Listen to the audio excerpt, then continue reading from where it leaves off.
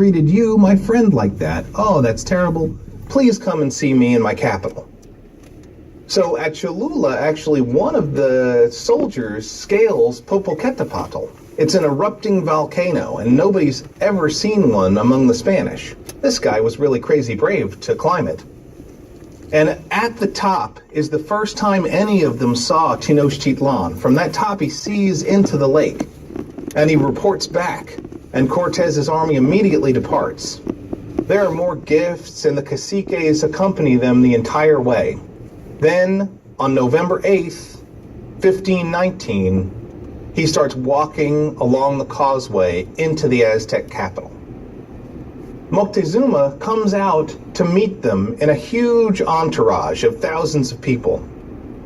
He's tall, thin, and wears a small beard on his chin. A team of servants carry him on a litter, and he's dressed in fine robes. He's brought directly to Cortez on the causeway and steps down to personally greet him. His greeting speech is famous. It's been confirmed in both native and Spanish accounts. He tells Cortez that this is his city, his home. He welcomes the return of Cortez as a god. Moctezuma is sure that this is the prophecy, and he publicly swears allegiance to Spain right there, and they're led to their new fancy quarters. The first week is very cordial. It's a beautiful palace, and they love their lodging. They get a tour of the city and all of its markets. Dance shows and music shows and feasts are held in their honor. They get a tour of all the queues, the temples, and they see a whole lot of sacrifices. And every time they say, oh, please, no, stop that. And the Aztec reply is, well, you, please don't insult our gods. That's what we need to do. But all through it, Moctezuma is a very gracious host. The nobles don't trust Cortez, and they want him out of the city. But Moctezuma still fears the prophecy.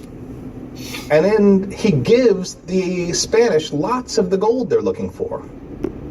He asks them to go back and just take the tribute and go back to Spain. Cortez communicates with Veracruz, and they discover actually that Moctezuma has sent an army to attack Veracruz.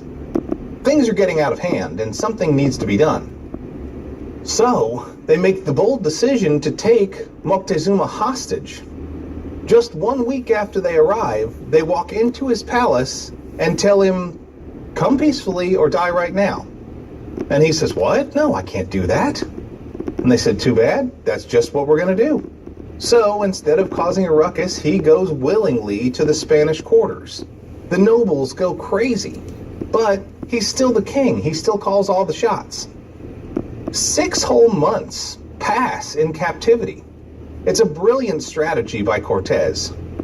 Moctezuma still holds court, and he still goes out and he participates in the sacrifices every day. And every day the Spanish tell him, please cut that out.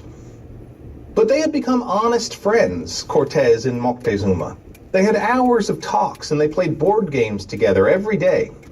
Moctezuma knew all of the soldiers by name, and they all treated him with great respect.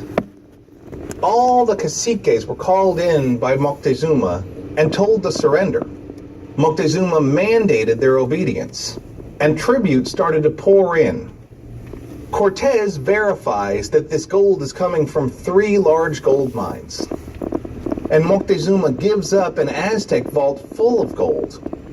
Diaz helped weigh it. In total, he said that it was 700,000 pesos. Doing the math, that's actually 42,000 pounds of gold. Things were going great for the Spanish. The Aztec had surrendered without a fight. They were rich beyond their dreams. Spain was going to be so happy. But then, in April of 1520, 18 ships from Cuba arrived with orders to arrest Cortez and his men for their mutiny and treason.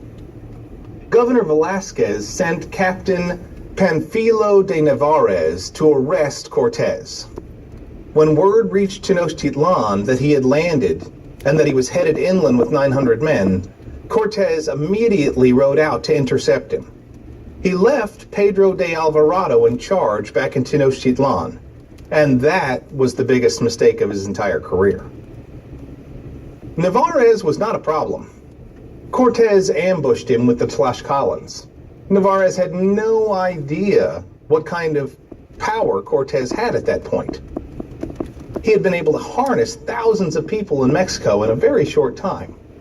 So Narvaez was arrested and brought back to Veracruz. Then Cortez gave another one of his amazing speeches. He told all of these 900 men, "Who wants to be rich and famous? Come with me." He explained how beloved all the Spanish were among the Aztecs, and how he had a huge pile of gold waiting. Those 900 men that were sent to arrest him became his new army. But then a crisis struck. The word came back from Tenochtitlan that Alvarado was being attacked in their quarters by thousands of angry Aztecs. Pedro de Alvarado was a handsome man. The Aztecs called him Tonatiuh, the son of the sun, because he had this red hair.